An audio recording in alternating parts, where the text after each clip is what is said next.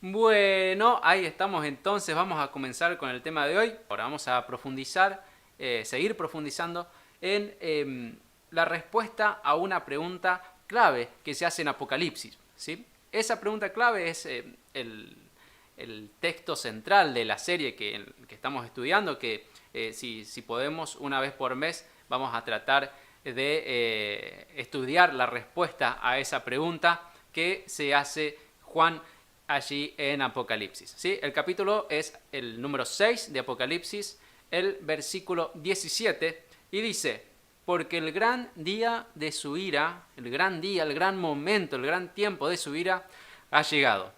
Y la pregunta: ¿y quién podrá sostenerse de pie? El título de la serie es De pie hasta el fin, de pie ante el Cordero, ¿sí? Ese es el título de la serie. Y nosotros estamos viendo diferentes personas de la Biblia que vivieron en tiempos difíciles y que se mantuvieron de pie fieles ante Dios y hasta las últimas consecuencias. Y esos personajes que estamos viendo de las historias bíblicas, en algún momento de la Biblia se conectan la situación de vida de ese personaje con el tiempo del fin, el tiempo antes de que venga Jesús. Por eso es importante estudiarlo.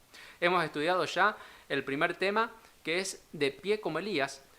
Hoy nos toca de pie como Noé, ¿sí? Una historia muy conocida, pero que hoy le vamos a poder sacar el jugo y vamos a poder ver la situación, el contexto social en el cual se encontraba Noé, y también vamos a poder ver aquellos puntos claves que hicieron que Noé se pudo haber mantenido de pie en ese momento tan difícil, y que podemos aprender nosotros de eso para poder mantenernos de pie en la situación que nos toca vivir en la actualidad.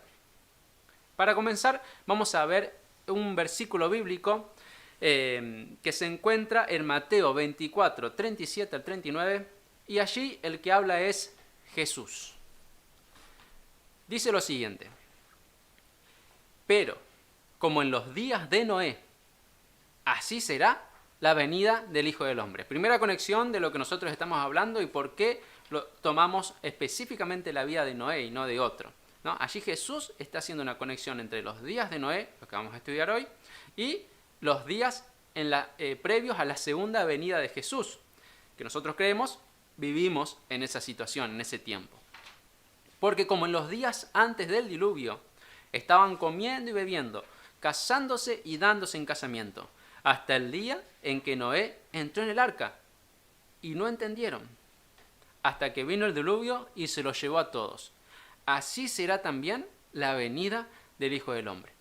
Resalto de todo el análisis que podemos hacer de este texto solamente dos palabras.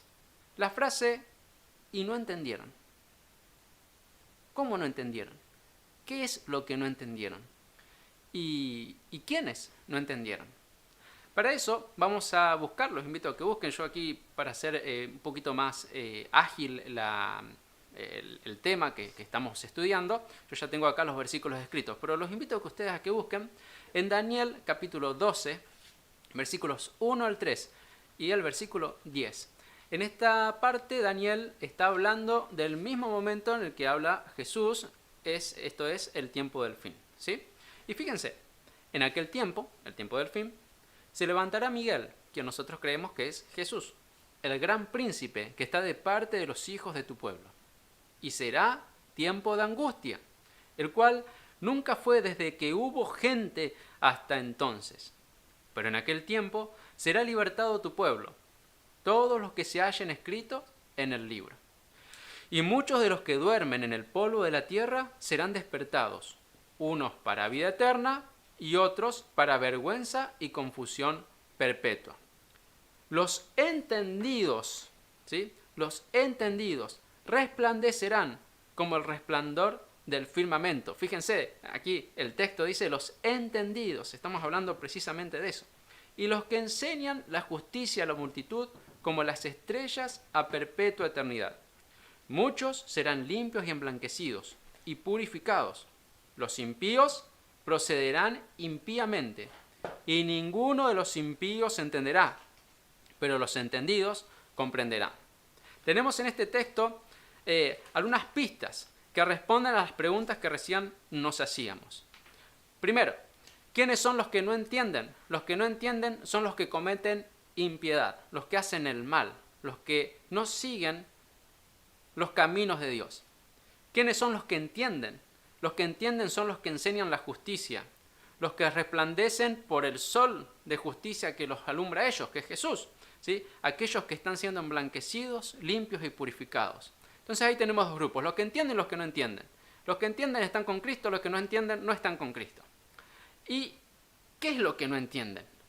Esa pregunta aún no la respondimos y la respuesta la podemos encontrar implícitamente en los siguientes textos. Uno de ellos, Mateo 16:3. Jesús les dice a los fariseos: y por la mañana ustedes dicen, hoy habrá tempestad, porque tiene arreboles el cielo nublado.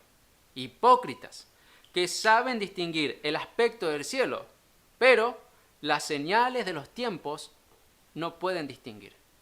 Ahí está, ¿no? Jesús le está diciendo, yo estoy acá, el ungido, el de la profecía de Daniel que ustedes tantos estudian, ¿no? Estoy acá, estoy predicándole, le estoy diciendo que se arrepientan, que tienen última oportunidad para volverse a mí, y los fariseos, que supuestamente sabían tanto de las Escrituras, podían distinguir el cielo, pero no podían distinguir el tiempo esencial y clave que estaban viviendo. Nada más y nada menos que Dios estaba allí al lado de ellos, predicándoles, instándoles, invitándolos a que se arrepientan y vuelvan a Él. Diferente la actitud de estos fariseos y escribas, diferente a la actitud que tenía Jesús. Jesús sí conocía el tiempo y el momento en que vivía y las cosas que debía hacer Él. En los evangelios, especialmente en Juan, en muchas partes Jesús dice, o incluso Juan al escribir dice, todavía su hora no había llegado, todavía el tiempo no había llegado. Y constantemente Juan explica esa frase, ¿no? y dice esa frase. Fíjense, por ejemplo, Juan 7:8. Jesús le dice a sus discípulos, yo no subo todavía a esa fiesta, a Jerusalén, porque mi tiempo aún no se ha cumplido. Jesús sabía cuál era el tiempo en el cual vivía y qué es lo que tenía que hacer. Todavía no. Pero tiempo después, en Juan, en el capítulo 17, versículo 1, cuando Jesús está orando previo a la crucifixión, cuando estaba prácticamente en una de sus últimas oraciones, Jesús dice esta frase, comienza la oración con esta frase, Padre, la hora ha llegado. Es más, cuando lo van a buscar, que Judas lo entrega, ¿no? Ahí en uno de los evangelios dice, Jesús se dejó llevar porque sabía que su hora había llegado, que era el momento, era el tiempo. Entonces, esta es la idea, ¿no? Resumiendo y contestando las preguntas que recién nos hacíamos. ¿Quiénes no entendieron? Los impíos, los que están lejos de Dios. ¿Quiénes entienden? Los que se están purificando, santificando y acercándose a Dios. ¿Qué es lo que hay que entender? El tiempo en el que estás viviendo. El tiempo en el cual te toca vivir y qué es lo que tenés que hacer en ese tiempo. ¿Sí? Entonces, bueno, la pregunta clave. ¿Cuál es el momento en que vivimos y qué debemos hacer en este momento? Resumidamente, no vamos a estudiar en profundidad esto, pero es tiempo de juicio, tiempo de preparación y santificación. Es tiempo de dar la última advertencia o el último llamado de misericordia a quienes nos rodean. Tiempo del fin, donde, como leímos recién en Daniel, hay angustia y la angustia irá poco a poco cada vez en aumento. ¿Sí? ¿Por qué? Por la crisis generalizada, económica, social, moral, por la pérdida de libertades, por el control total y un largo etcétera, ¿no? Entre otras cosas. Este es el tiempo en que vivimos y por eso estamos estudiando estos temas, ¿no? Y hoy vamos a hablar sobre Noé.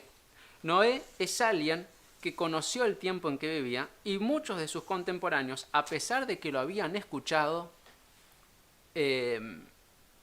no creyeron y no se dieron por enterados de que el tiempo de su destrucción estaba cercano.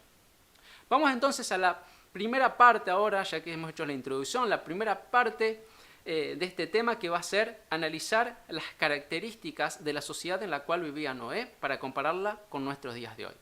Y después vamos a analizar las características de Noé para poder asumirlas y aprender de ellas, ya que de esa forma Noé se mantuvo en pie.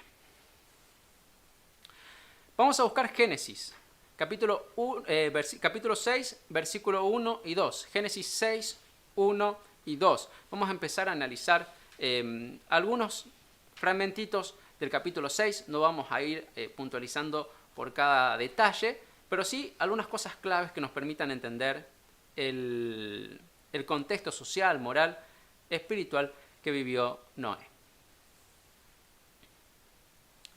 Dice el texto: aconteció que cuando comenzaron los hombres a multiplicarse sobre la faz de la tierra, les nacieron hijas, que viendo los hijos de Dios, que las hijas de los hombres eran hermosas, tomaron para sí mujeres, escogiendo entre todas. Es interesante que para describir la situación en la cual vivía Noé, el capítulo comienza con estas frases, hablando sobre cómo aquellos hijos de Dios, aquellas personas que decían conocer al Dios verdadero, empezaron a casarse con mujeres de familias que no conocían a Dios o que no querían tener nada que ver con Dios. Previamente, en los capítulos previos de Génesis, se hacen dos líneas genealógicas. Una son los hijos de Set, donde se pueden ver varios patriarcas que, si se quiere, mantuvieron el conocimiento de Dios en la tierra. Entre ellos está Enoc, que caminó con Dios, Matusalem. Noé es parte de esas generaciones. Por otro lado, está la genealogía de Caín. Entre ellos hay personas violentas. Caín, recuerden que es el primer fratricida, si se quiere, ¿no? Mata a su hermano por celos. Bueno, hijos de él se mencionan personas violentas que tienen poligamia, digamos, en varias mujeres. También personas vengativas, ¿sí? Entonces hay una clara diferencia entre esas dos genealogías. Bueno, el texto dice de que aquellos hijos de Dios de la genealogía de Set se empiezan a mezclar con hijas de Caín, si se quiere, o de los hombres, de aquellos que estaban en rebelión contra Dios. Y bueno, ¿y cuál es el problema de asociarse con personas que no conocen a Dios, de casarse, pero también, como dije recién, de asociarse con personas que no son de Dios? En primer lugar, ¿sí?, que esto es importante resaltarlo, es que los hijos de Dios despreciaron en sus corazones la belleza y virtudes de las hijas de Dios y prefirieron las bellezas y las virtudes de las hijas de los hombres. Fíjense lo que dice Pedro, hablándole a las mujeres, en 1 de Pedro 3, 3 y 4. Dice lo siguiente: que el adorno de ustedes no consista en cosas externas, peinados exagerados, joyas, oros o vestidos lujosos, sino en lo íntimo del corazón, en la belleza incorruptible de un espíritu suave y tranquilo. ¿Sí? Básicamente lo que Jesús nos dice a todos, que seamos humildes, que seamos tranquilos, que seamos mansos. ¿Sí? Esa es la belleza que promueve Dios, no la exterior, no la superficial. Esta belleza, dice, vale mucho delante de Dios. Y los principios de Dios son inmutables, siempre están a lo largo de toda la historia. Entonces quiere decir que los hijos de los hombres, de Dios, los hijos de Dios, despreciaron este tipo de belleza, la belleza que Dios quería, y se fueron tras la belleza que proponían aquellos que no estaban siguiendo a Dios, ergo, están siguiendo a Satanás. ¿Sí? Entonces, acá hay un problema. Los hijos de Dios empezaron a despreciar los principios de Dios. Primer problema. Ahí está, me parece, la clave. Segundo problema. Amós, de respecto a esta afirmación. Amós 3.3. ¿Sí? Dice, ¿andarán dos juntos si no están de acuerdo? Pregunta. En la Reina Valera 1995. ¿Andarán dos juntos si no están de acuerdo? ¿Sí? En la versión Dios habla hoy, mismo texto, Amós 3.3. Si dos caminan juntos, acá lo hace como una afirmación, no como una pregunta. Si dos caminan juntos, es porque están de acuerdo. Ahora fíjense, si los hijos de Dios, ¿no?, se casan con mujeres que no conocen a Dios, ¿sí? Con personas que no conocen a Dios, que rechazan a Dios. En consecuencia, ¿no? Los que estamos casados sabemos, y no es que uno tenga mucha experiencia, sino por lo que lee, por lo que escucha de consejos de personas que sí tienen experiencia, es clave para que un matrimonio funcione que haya acuerdos básicos. Acuerdo, por ejemplo, en torno a cosas mínimas como si se tiene que ver televisión o no, con qué amigos te vas a juntar, qué educación van a recibir los hijos, ¿se cree en Dios o no se cree? ¿Se va a la iglesia o no se va a la iglesia? ¿A qué iglesia vamos? ¿Sí? Acuerdos que tienen que tener dos personas que quieran compartir la vida juntos. Son básicas. Si no hay acuerdo, si no hay concilio, si no hay una conciliación de intereses, entonces esa relación no puede prosperar, ¿no? Por eso es importante esto de acordar. Ahora bien, si los hijos de Dios, que ya venían despreciando los principios de Dios, se juntan con mujeres que no conocen a Dios, llega el momento y la hora de realizar acuerdos. Y es muy probable, por lo que después sigue diciendo el texto, de que dentro de esos acuerdos los hijos de Dios hayan transigido o roto su pacto con Dios y hayan dejado de lado muchos principios que Dios le daba de vida por otros principios que no corresponden a lo que Dios aconseja. Así que es interesante. Martin Luther King, un pastor bautista de los Estados Unidos, allá por 1960, se movilizó por los derechos humanos de las personas negras. Él decía, ¿no?, de que él no le dolía las cosas que hacían las cosas que hacían las personas malas, sino que a él le dolía la indiferencia de las personas buenas, ¿no? Y otra frase popular que se conoce, ¿no?, que dice que el mal solo puede vencer si las personas buenas no hacen nada. Y acá tenemos en Génesis 6 esa situación. Los buenos, si se quiere, los que supuestamente confesaban seguir a Dios, estaban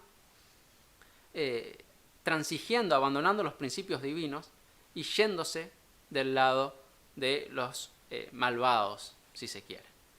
Esa era la situación en los tiempos de Noé. El comentario bíblico adventista también nos dice que estas frases de los versículos 1 y 2 y lo último de esta parte nos comentan de que no solamente el problema era la mezcla entre personas que conocen a Dios y las que no, sino también que la idea de matrimonio empezó a ser, como lo había dicho Dios, empezó a ser corrompida, ¿no?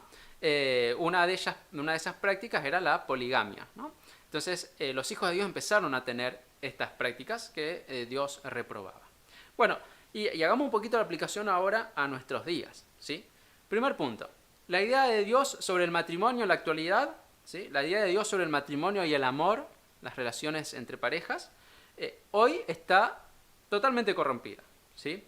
Ni hace falta que mencionemos cómo es tirada por el piso la institución que Dios creó. Ya todos en sus mentes pueden pensar e imaginar los términos que podemos utilizar o las cosas que están pasando en nuestro mundo que tiran por el piso la institución del matrimonio que Dios dio en su palabra. Así que ahí tenemos una relación. Y en segundo, la mezcla del cristiano con el mundo de diferentes formas, no solamente el casamiento, sino que hay una mixtura en un montón de situaciones. Hay un texto que los invito a leer, si tienen allí para anotar, en un libro, no lo voy a leer porque es bastante amplio, pero hay un texto muy pero muy lindo en el Mensajes para los Jóvenes. El libro se titula de Ellen de White, en la página 124 a 126. ¿Sí? Allí habla del problema en la cual muchos cristianos dicen andar por el camino estrecho, por el camino que lleva a la vida, pero en realidad están andando por el camino ancho. No solamente eso, sino que andan por el camino ancho, buscan sus propios placeres, buscan verse igual que las personas del mundo, con una diferencia. Tienen unos carteles en su cuerpo, en su ropa, que dice muerto al mundo, ¿sí? Ando en el camino estrecho. Pero claro, son puras declaraciones nominales. No hay una transformación de corazón.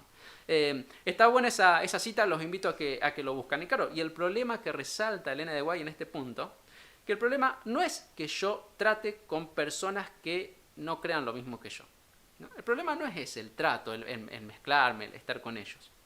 El problema es que el cristiano se parece y se quiere parecer a las personas que no conocen a Dios en vez de parecerse a Jesús. Ese es el problema. El problema no es que yo tenga amigos que no profesan mi fe. El problema es que yo practique las mismas cosas que practican esas personas que Dios reprueba.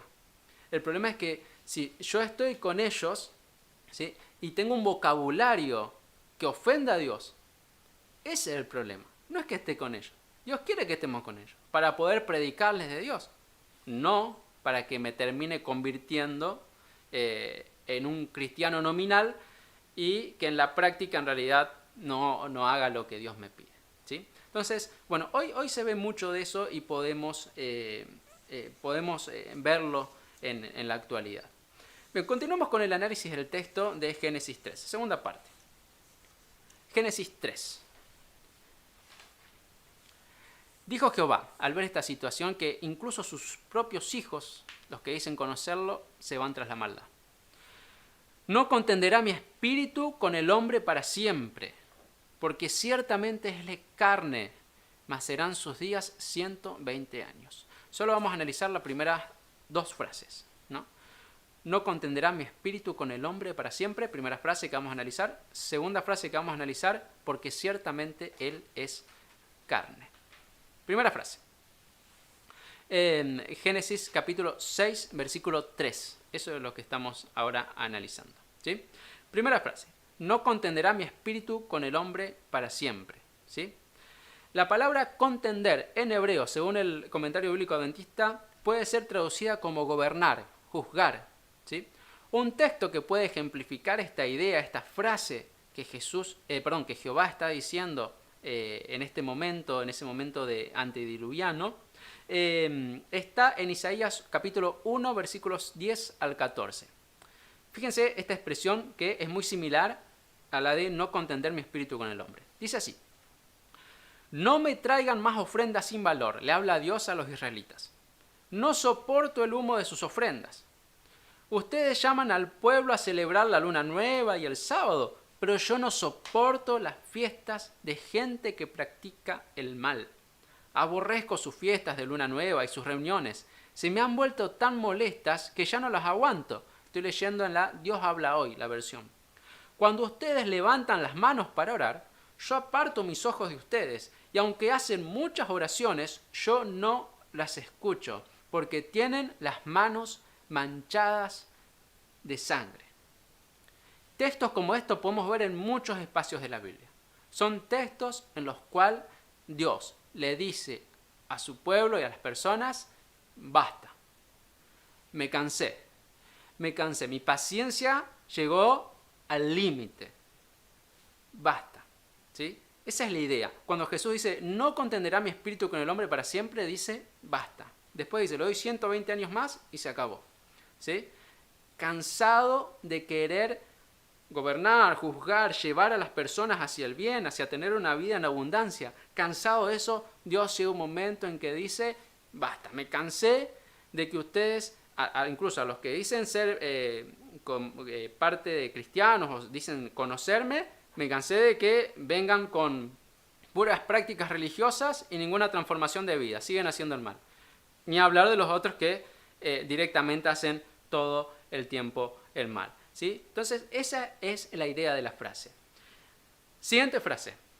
Ciertamente Él es carne. Es la segunda frase que queremos analizar del versículo 3 del capítulo 6. Según el comentario bíblico adventista, esta expresión puede traducirse como descarriándose el hombre es carne. De shagag, esa palabra que significa vagar, extraviarse. Hay un texto que nos puede servir para analizar esta frase. Dice, Hebreos 3, capítulo 10.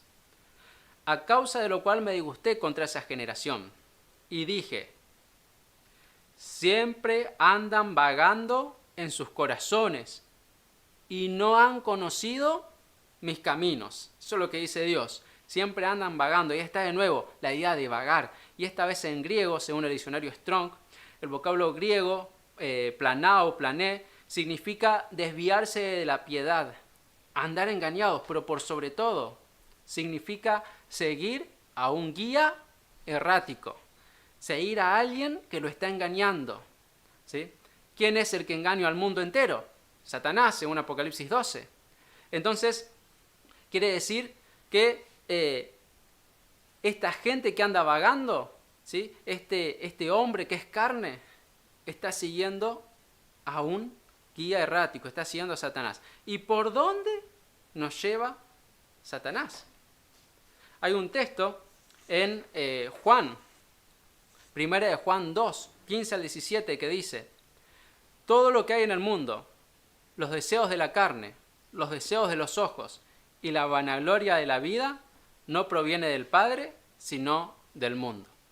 Y Satanás, ese guía errático, ese guía que engaña a las personas y los lleva, ¿por dónde los lleva? Los lleva precisamente para que el mundo los ahogue. Los lleva precisamente para que cumplan los deseos de su propia carne, de sus propios ojos, y que aparte satisfagan sus ganas de vanagloria, ¿sí? de tener poder, etc. ¿Sí? Así que fíjense que en esta frase, cuando Dios dice: no contenderá mi espíritu con el hombre para siempre, porque ciertamente él es carne, en ese momento, en esa sociedad, Dios le estaba diciendo a las personas: basta, el hombre no quiere que lo gobierne, no quiere hacer el bien, no quiere seguir mis principios, no quiere elegir la vida.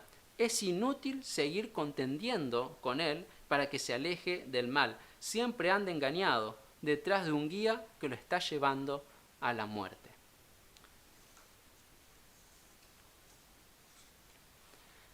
¿Y hoy cómo estamos? Muy similar. En la actualidad se niega la existencia de Dios. E incluso muchos de los que creen en Dios en la práctica viven como si Dios no existiera.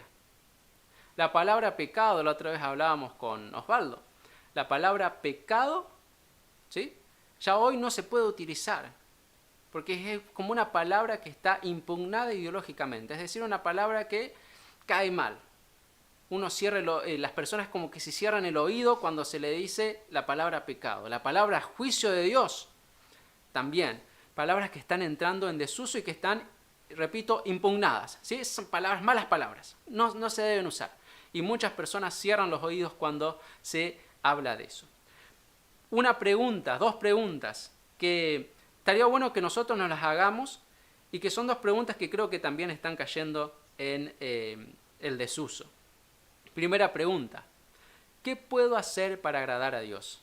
Segunda pregunta: ¿qué debo hacer para ser salvo? Esas dos preguntas son dos preguntas que en el mundo antediluviano, que andaba errático, engañado, tras cualquier cosa, no queriendo que Dios gobierne su vida, esas dos preguntas son dos preguntas que dejaron de usar los antediluvianos.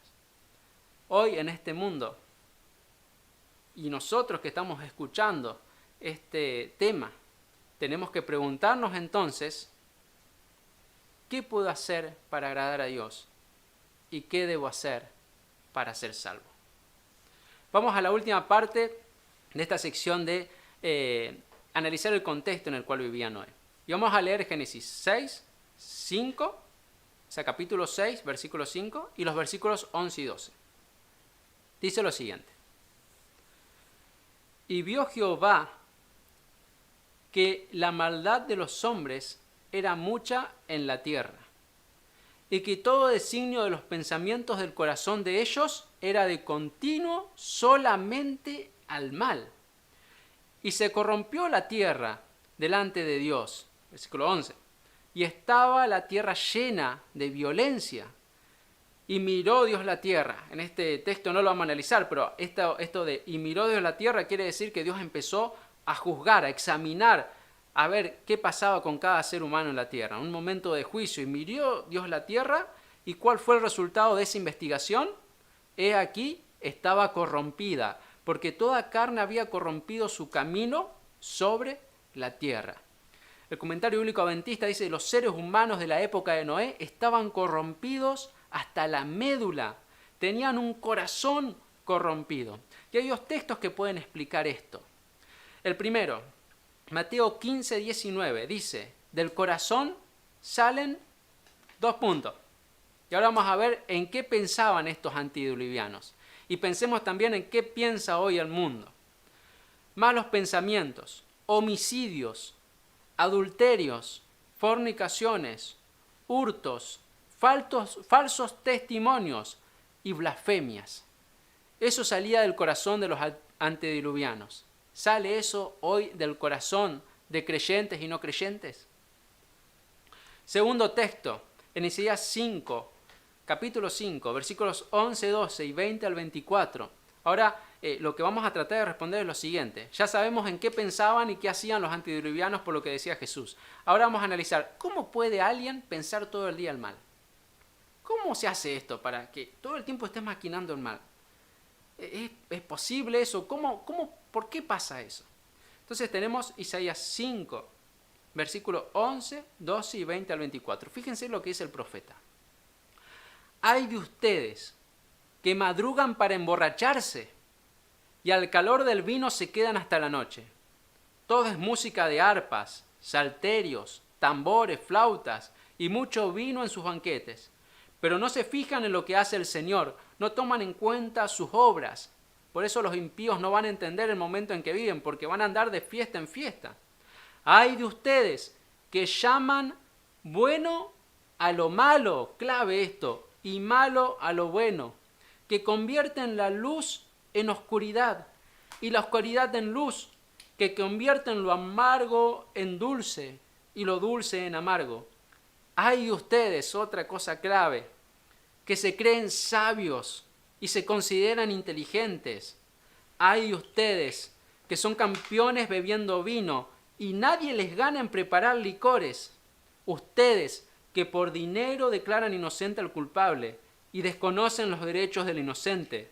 Por eso, así como el fuego quema la paja y las llamas devoran las hojas secas, así también perecerán ustedes como plantas que se pudren de raíz y cuyas flores se deshacen como el polvo, porque despreciaron, de nuevo, esta idea del desprecio que tienen los que no conocen a Dios, de las enseñanzas y las órdenes del Señor Todopoderoso, el Dios Santo de Israel. ¿Cómo es que estas personas llegaron a hacer el mal todo el tiempo? Porque hubo un cambio de valores. Lo bueno se empezó a llamar malo y lo malo se empezó a llamar bueno. Y cuidado con esto, porque cuando Jesús fue acusado de que él sacaba los demonios por Belcebú, por el espíritu de los demonios, Jesús les dice: tengan cuidado con lo que están diciendo, porque si me insultan a mí, eso se le puede perdonar, pero si insultan al Espíritu Santo, eso es imperdonable. ¿Por qué? Porque a la obra que estaba haciendo Jesús por el poder del Espíritu Santo, sus enemigos estaban diciendo que era por el poder de Belcebú. Entonces, todo lo que haga Jesús, todas sus obras, todo lo que haga eso por las personas que piensan que eso es malo, no hay forma, ya está, ya ellos mismos cerraron toda posibilidad de ser salvos. ¿Por qué? Porque llamaron a eso que es bueno, la obra del Espíritu Santo, lo llamaron malo. Entonces, toda obra que el Espíritu Santo y Dios, Jesús puedan hacer por tu vida, si llamaste a eso malo, ya está, le cerraste la puerta. Ese es el pecado imperdonable. Y eso fue lo que hicieron los antediluvianos. Y así estaba la situación, diciendo que todo principio de Dios era un principio malo. Dirían hoy, y de paso lo aplicamos para hoy, es algo retrógrado. No sé si escucharon esa palabra. Eso es antiguo, viejo, no sirve para nada. ¿Sí? ¿Cómo vas a pensar eso en el siglo XXI? Por favor, ingenuo, y etcétera, ¿no? Siempre el desprecio por las cosas de Dios y de la religión, que son las que dan vida en abundancia a las personas. ¿Sí?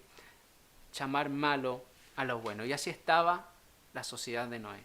Así está, creo yo, en mi corta visión que tengo. el mundo en la actualidad. En el versículo 8 del capítulo 6 de Génesis aparece una palabra mágica en la Biblia que dice pero. Ese pero, ¿no? Un pero que puede traer malas o buenas noticias. Génesis 1 y 2, cuando habla de la creación, que era todo hermoso, en Génesis 3 dice pero, y después empieza a relatar la caída de Eva y de Adán, y lo trágico que fue eso. Pero ahora, ese pero se utiliza para dar una buena noticia, ¿no? Dice Génesis 6, capítulo 8 y 9. Dice lo siguiente: pero Noé halló gracia ante los ojos de Jehová. Estos son los descendientes de Noé. Noé, hombre justo, era perfecto entre los hombres de su tiempo. Caminó Noé con Dios. Tenemos acá 4 características de Noé, ya entramos a la segunda parte de este tema. Primera característica: Noé halló gracia ante los ojos de Dios. ¿Por qué Noé halló gracia ante los ojos de Dios? ¿Qué fue lo que hizo? Porque si yo en el tiempo del fin vivo en una situación parecida a la que vive Noé y quiero estar en pie, y su primera característica es que él halló gracia ante los ojos de Dios, entonces, bueno, ¿qué fue lo que hizo? Una pista. Hebreos 4:16, en la Nueva Versión Internacional, dice: así que acerquémonos confiadamente al trono de la gracia para recibir misericordia y hallar la gracia que nos ayude en el momento que más la necesitamos. 2 tiempos habla. Primer tiempo, ¿no? Acercate al trono de gracia. Pedí misericordia. Accede a Jesús, conocelo. Para que cuando más lo necesites, segundo tiempo, futuro, cuando más lo necesites, puedas tener oportuno socorro. Ahí está. Entonces, ¿por qué Noé halló gracia ante los ojos de Jehová? Porque Noé se acercaba en su vida constantemente al trono de gracia y recibió misericordia y gracia cuando más lo necesitaba, que era el momento en que Dios había decidido poner fin a la historia de esa generación que era malvada hasta la médula. Seguimos. Característica número 2. Noé fue hombre justo. Según el comentario bíblico adventista dice lo siguiente: es digno de notarse que no es meramente llamado justo, sino varón justo u hombre justo. Vivir una vida ejemplar en el tiempo de Noé requería que un hombre pudiera resistir con intrepidez y firmeza atracciones malignas, tentaciones sutiles y mofas o burlas ruines. Noé no era una criatura débil, falta de juicio o de poder de la voluntad, sino un varón de convicciones fuertes, recto en pensamiento y acción. Y aún más, Elena de White dice lo siguiente, en Mensajes Selectos: Noé, ¿sí? Leo un poquito antes. Dice que en medio de esa era degenerada, donde había tanta impiedad, Noé era un placer para su Creador. Y piensen en esto, Noé era un placer para su Creador. ¿Qué cosa te da placer? ¿Sí? Pensando en esto se me vino una ilustración como para que nosotros lo podamos entender, ¿no? Cuando nosotros saboreamos una rica comida, ¿sí? Que hace tu mamá, tu esposa, tu abuela, una rica comida, la mejor comida que hace tu abuela, tu mamá, tu esposa, ¿no? Vos la saboreás y decís: oh, pero qué rico que es eso, ¿no? ¿Y qué aparece en tus labios, en tu boca? Una sonrisa, ¿no? Algún que otro, yo por ahí en son de alegría la aplaudo, ¿no? Le digo: vamos, y agradezco a Dios y todo, ¿no? Pero fíjense, ¿no? Fíjense, es eso, ¿no? Imagínense a Dios contento y alegre, feliz, diciendo: hay uno, ¿sí?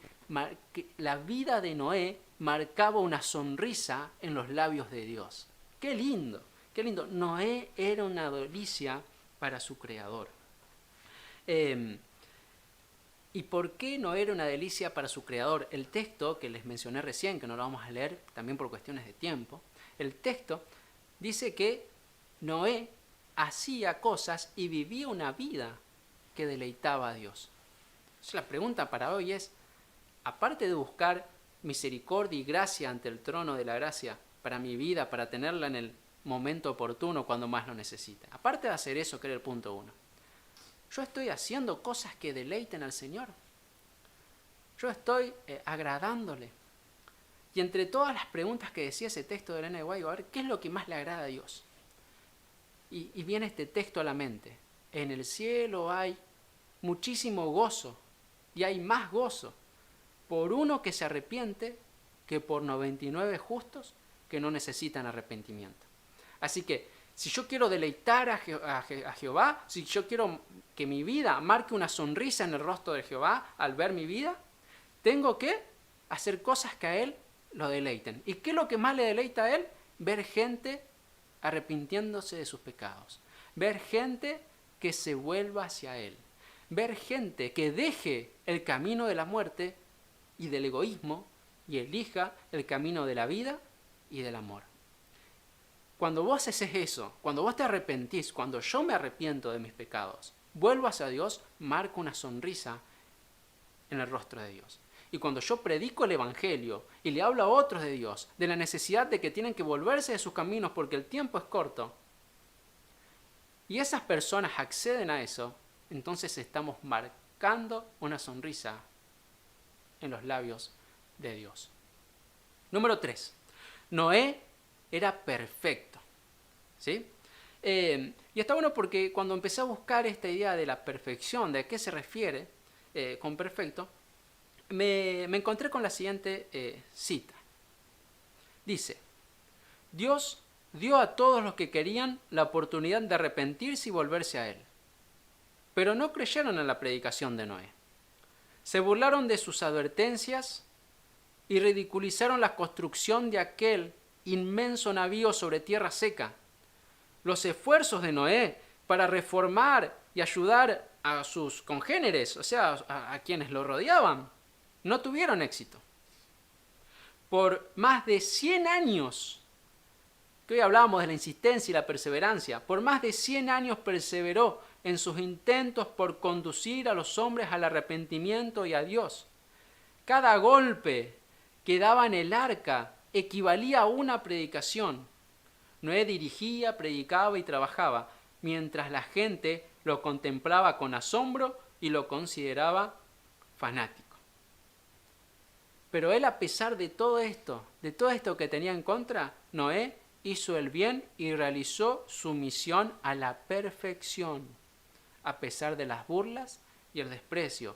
Punto número 3, cumplir con la misión que Dios me da a pesar de las burlas, del desprecio, de que parece que no tiene fruto lo que estoy haciendo. No importa, hay que ser perfectos. Y ser perfecto es hacer el bien, a cumplir con la voluntad de Dios. Hacer lo que Él nos pide. Y lo que Él nos pide en este tiempo es precisamente, como estamos viendo, predicar el Evangelio, hablarles a otros de Jesús. Y número 4, Noé, el más lindo de todas las frases, Noé caminó con Dios. Hay un libro que se llama Unidad, Misión en la Iglesia, ¿sí?, que dice que el caminar con Dios, que se menciona aquí en este texto y en 2 textos más en la Biblia, en Malaquías y también para referirse a Enoc, caminar con Dios expresa compañerismo e intimidad, una manera de vivir. Caminar con Dios, la palabra utilizada viene de halak, que da el sentido de ir y venir, lo cual expresa la idea de intimidad. Se refiere a tener siempre muy en mente la presencia de Dios, lo cual determina las acciones de la persona. Dios está en el centro de la existencia de esa persona. Así que el cuarto punto de Noé, ¿por qué se mantuvo en pie?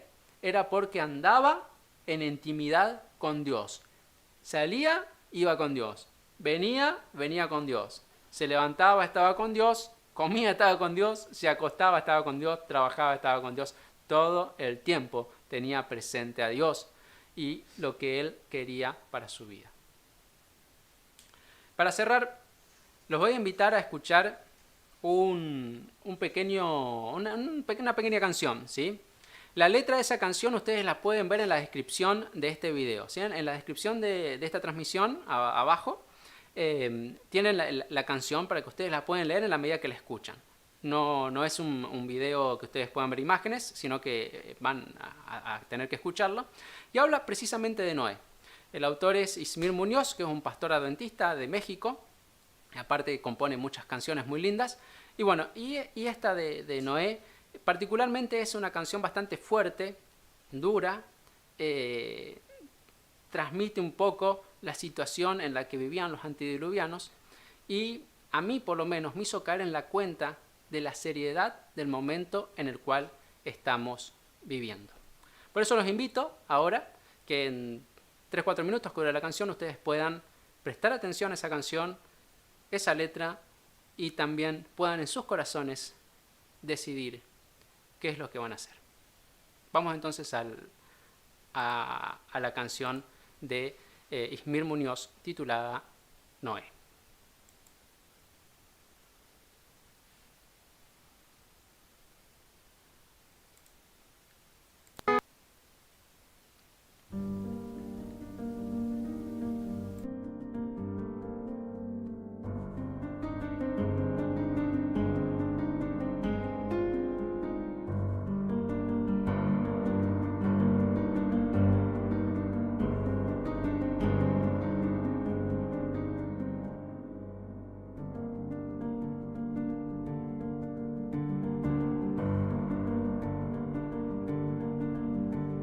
Me duele el corazón haber creado al hombre, pues piensan solamente en hacer el mal.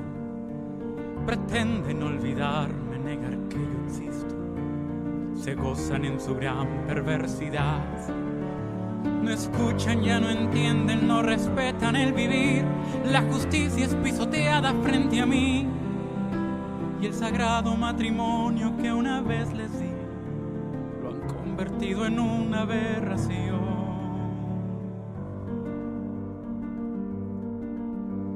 Es tanta la maldad, no puedo más sufrirla. El tiempo de mi gracia terminó. Mi espíritu no contenderá para siempre. Raire de su existencia mi creció.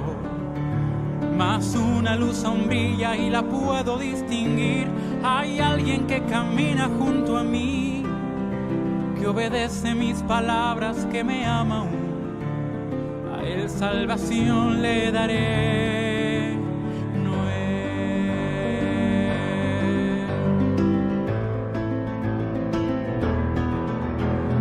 ¿Cómo olvidarme de ti si eres el único justo aquí? Gracias hallado ante mí, tú vivirás aunque llegue el fin. ¿Cómo olvidarme de ti si eres el único justo aquí? Gracias hallado ante mí, tú vivirás aunque llegue el fin. Yo te salvaré, Noé. Yo te salvaré.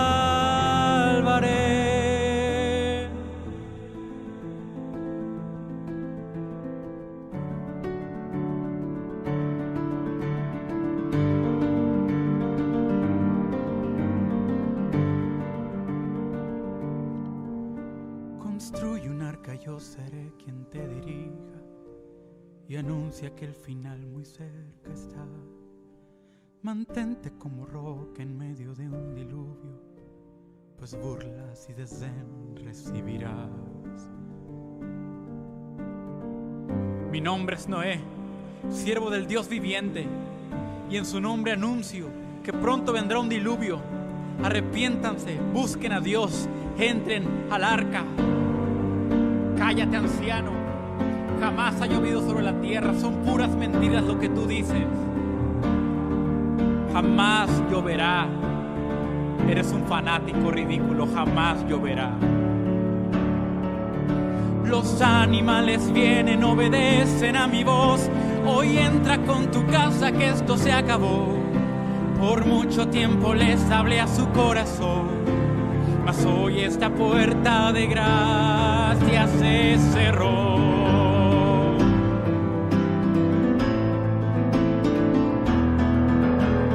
Abre la puerta, Noé, hoy te creemos, tenemos fe. Por favor, abre, Noé, salva a los niños, a los bebés. Abre, maldito Noé, dile a tu Dios que malvado es. Ojalá mueras, Noé, junto a tu casa y tu Dios también. Como en días de Noé, el Hijo del Hombre vendrá otra vez. Muchos sabrán la verdad, pero este mundo los ahogará. Como en días de Noé, el Hijo del Hombre vendrá otra vez. Muchos sabrán la verdad, pero este mundo los ahogará. Presta tu oído a mi voz, el que te habla es Jehová tu Dios. Ábreme tu corazón, hijo, no tardes, decide hoy y te salvaré. Ten fe y te salvaré. Ten fe y te salvaré. Ten fe, yo te salvaré.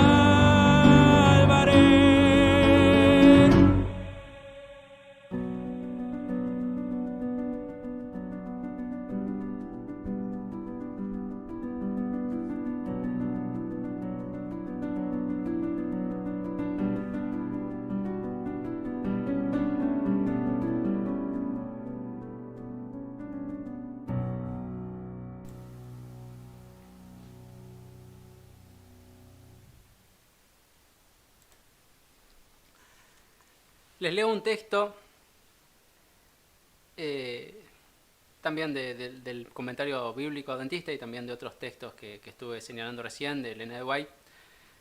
Dice: estamos viviendo en los últimos días de la historia de esta tierra, en una era de pecado y corrupción, y como Noé hemos de vivir de tal manera que seamos un placer para Dios al manifestar las alabanzas de aquel que os llamó de las tinieblas a su luz admirable. Primera de Pedro 2:9. Lo que le agrada más a Dios es ver cómo sus hijos trabajan para que otros se vuelvan a Él. Esa es su gran delicia, salvarnos y que las personas se arrepientan. Estamos viviendo ahora en tiempo prestado, sabiendo que la destrucción del mundo ocurrirá pronto. Sabemos también que el Espíritu de Dios no va a contender para siempre con los hombres que no eligen prestar atención a sus amonestaciones ni se preparan para aquel gran acontecimiento.